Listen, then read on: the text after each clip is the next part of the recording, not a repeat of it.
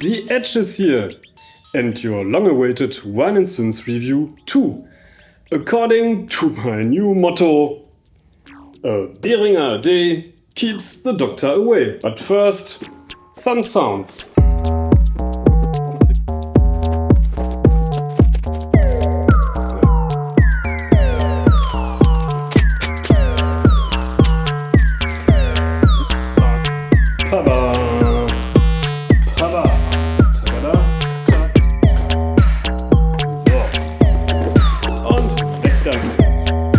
Hi folks!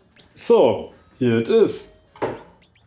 A little knobby box, tastefully designed, with an eye-pleasing color. At least for those who like it flashy. And as it is a real Behringer, it already caused a lot of trouble and controversy before it came out, and while the teased crowd was impatiently waiting for endless months. Because, good God, this time it is not just a replica of a long-gone analog synth legend. No! This time Behringer attacks a famous brand by copying a current product that is still sold. Scandal potential 20 on 20. The Moog D-Fan, aka drummer from another mother. Well, okay, we won't discuss this topic here, but feel free to leave your thoughts about this in the comments. I'm looking forward. In any case, the Supreme Being Edge cat video is already legend, and you will find my twist of it in an earlier video. As for myself, I'm not a fan of the small and, to my eyes, highly overpriced Mother 32 D-Fan subharmonicon trio. In comparison to the complete set, for me, a matriarch is still a bargain, believe me.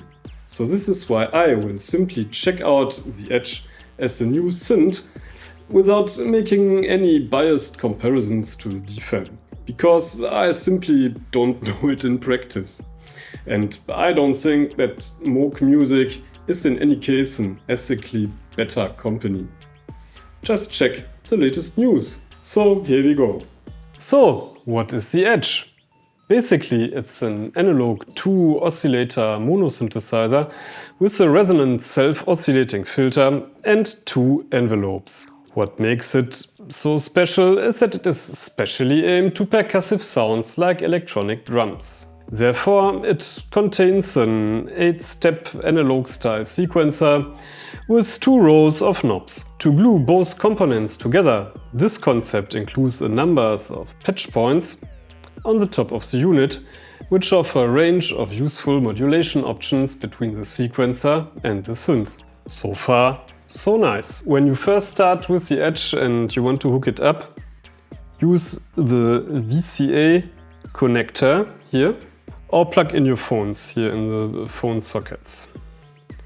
Then you have the choice if you want to trigger it via MIDI, normal DIN MIDI, or USB MIDI is also possible. I hooked it up via MIDI here on my multi-clock, which provides a separate MIDI clock output now for the Edge and makes the link between the DAW and the gear.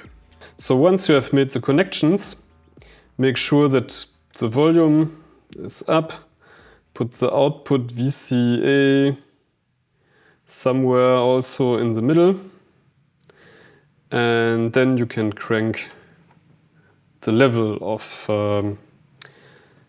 the first oscillator up.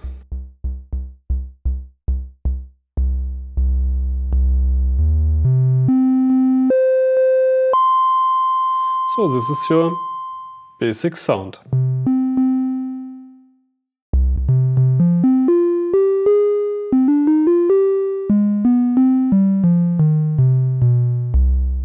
The first knob on the oscillator section is the frequency, and this is also the knob you will have to use when you want to tune your Edge.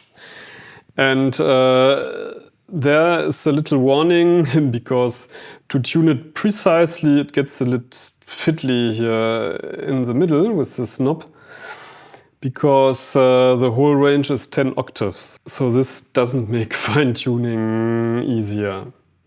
The next thing here is the oscillator shape. What you just had was the triangle shape, and the other one is a square shape.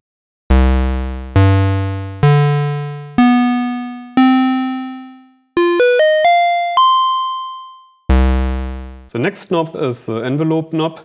This one determines how much the pitch envelope will affect the pitch of this oscillator. So here you have negative and positive polarity. With the next switch you can determine if the frequency, the tuning of the oscillators, will be influenced by the pitch row here of the sequencer. So now it's on off. But you can also say, okay, please, sequencer, control the pitch of oscillator 1 and 2, or only for oscillator 2. So by now I will leave it on off, because we will just use the sequencer later on. Then the next knob here is pitch envelope decay. So if you crank the envelope knob up, you will hear that there's a slight change in the attack phase.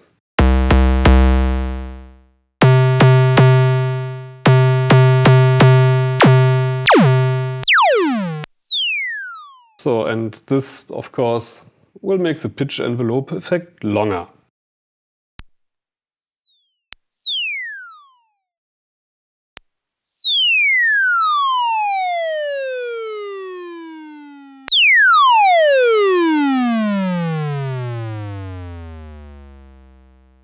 So you see where we are going.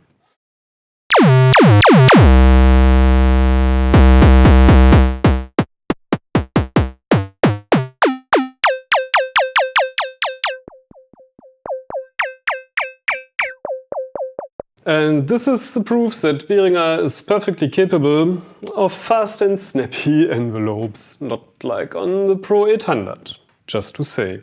So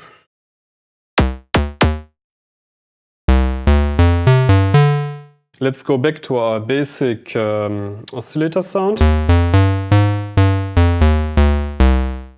Okay, so now you can add your second oscillator.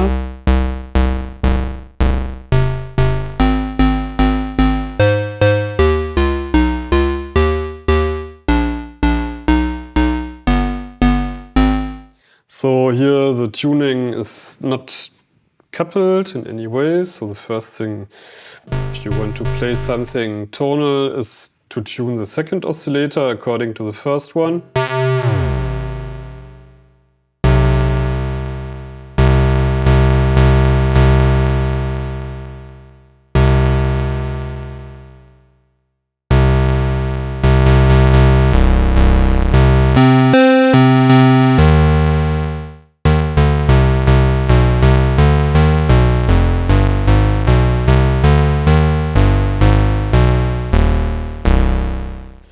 Okay, this sounds quite nice.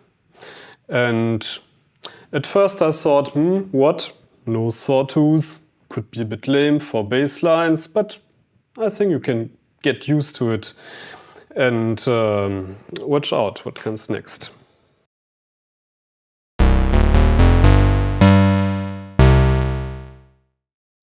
So, of course, here you can also crank in the envelope.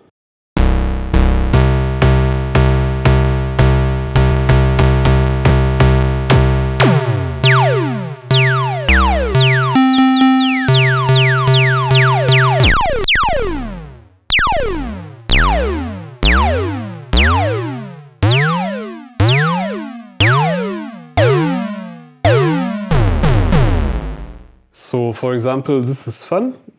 You can say envelope 1 comes from down under and envelope 2 comes from the top. So it makes a kind of converging sound. And so with this unit it goes on and on with tricks like this you are not aware of on the first look.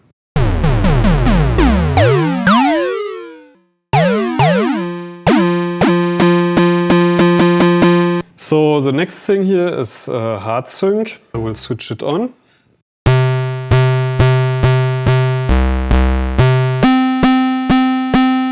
So now both oscillators are not running freely but start at the same time. And now if you crank up the frequency of oscillator 1, you can already get some really charming effects.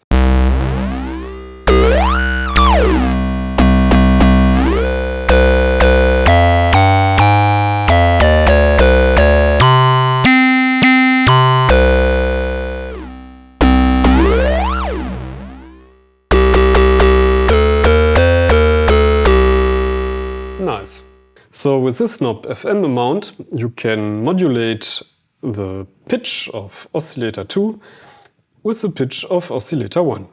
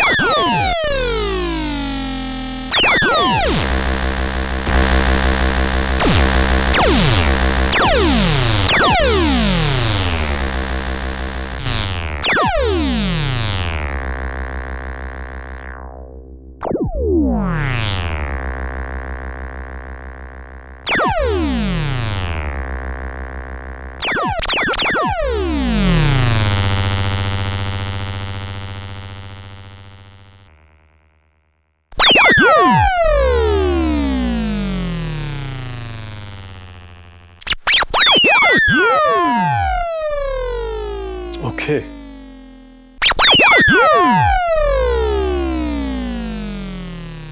Okay, for sound effects, it's already quite amazing. Then the next thing we find here is our filter section, VCF.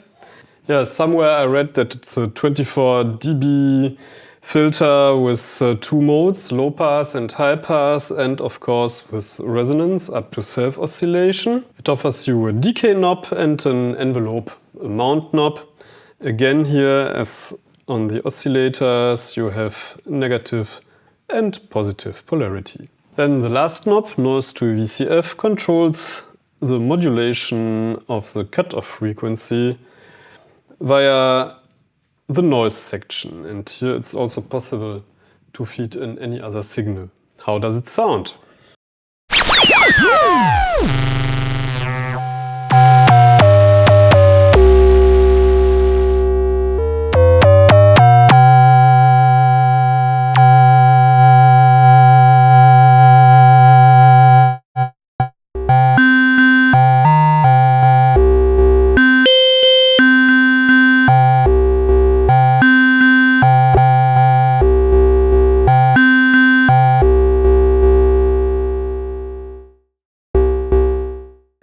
Okay, let's listen to the filter.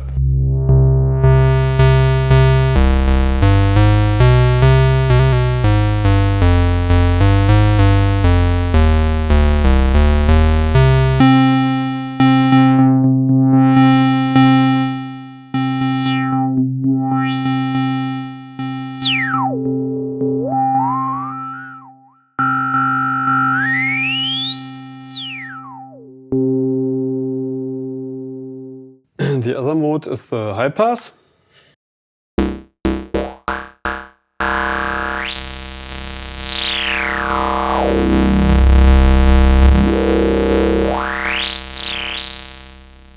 Nice. So the next two buttons are dedicated to the filter envelope. So we have one decay knob and one envelope mount knob, which again has a negative and positive polarity.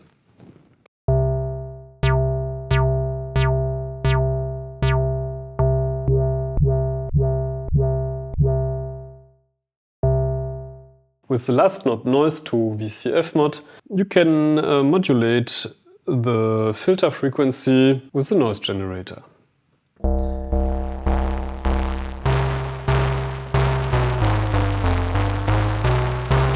Okay, so this is it for the synthesizer. So let's see what the sequencer does. This is of course a tempo button, which is useless if it is set to MIDI or USB. And then you have a scale selector. So here you can select if it runs to quarter 8, 16, up to 32 triplet notes. Then you have this trigger knob.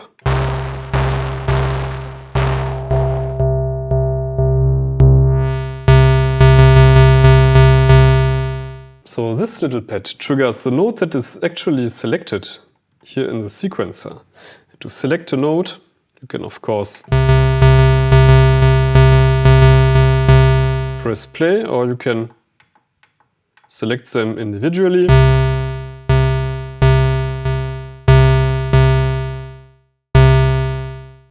And go through those steps one by one. So this is cool because it allows you to edit each step of its own. And the note you play on your keyboard is also the one you have selected here in this mode. So as I told you in the beginning, if you want to control the pitch of the oscillators with the sequencer, of course here with the first row, which is also named pitch, you have to switch the sequencer pitch mod switch to on. And now you will see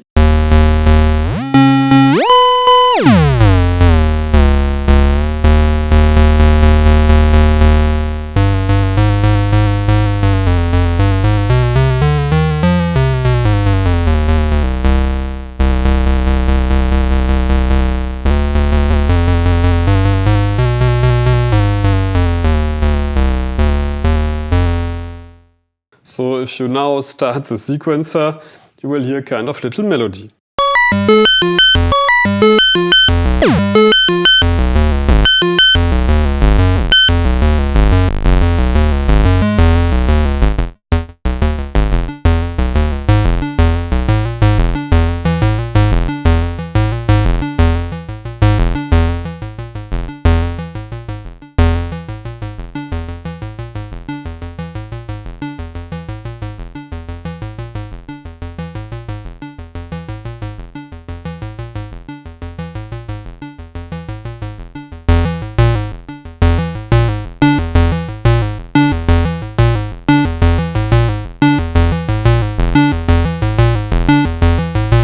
The velocity row controls the amplitude of the VCA envelope. So without further patching, this will allow you to activate or deactivate several steps.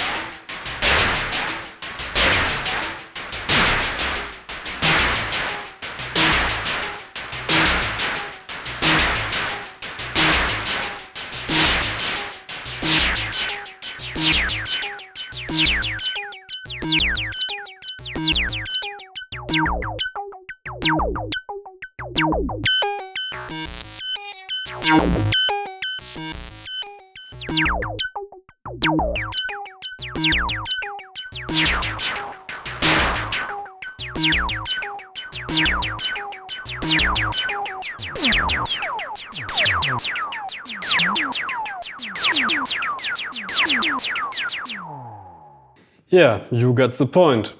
So let's see if we can make a demo with this thing that sounds a bit more like actual music.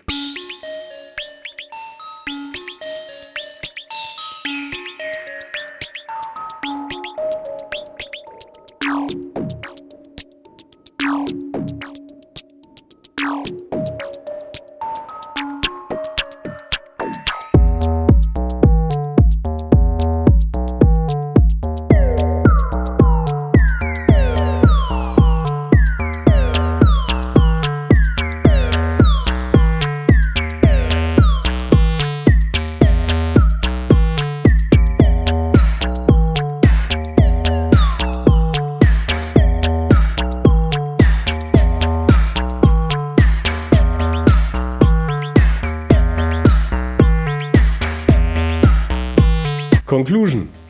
As you can hear, the Edge is a lot of fun. If you have a passion for synthesized drum sounds and want to be the next Kraftwerk, then go for it. If you are new to the industry, you are getting a synth that will allow you to learn the basics of analog sequencing in a very comfortable way. I'm sure Johannes will enjoy this one too. For the price of around $200, it's something that even experienced producers with a lot of gear can have in their studio drawer for that very special moment when you need to sound different. Or just for little distraction during your lunch break. And for all DAW and Eurorack aficionados, it's a great and seamless addition to their systems. On the other hand, the synth itself feels somewhat limited. The results are not always predictable, but I'm sure this wasn't the original intention of this design. In any case, I don't think it has the look and sound that I would expect from a Moog. Let's wait and see more direct comparisons with the drummer from another mother. So for my part, I like it, but I'm not sure yet if I really need it, because I already own many synthesizers that do electronic drums perfectly, like the Behringer 2600, the Matriarch or the Delta ZA. And of course, I use drum machines and samples with my Ableton drum racks. I also have the Korg SQ1 step sequencer in my studio. Concerning the famous Wine&Synths score, I give 17 points out of 20 to the Edge. Here are the details. If this video has motivated you to give the Edge a try for yourself, feel free to order one via my affiliate links to Thomann in the caption. The easiest way to support our channel. Don't like it? 30 days money back guarantee. Very easy. And of course, if you like my content, feel free to subscribe and to leave a like. And don't forget to write your thoughts on Behringer's new baby in the comments. And please stay friendly. See you in the next one. Peace and Dankeschön.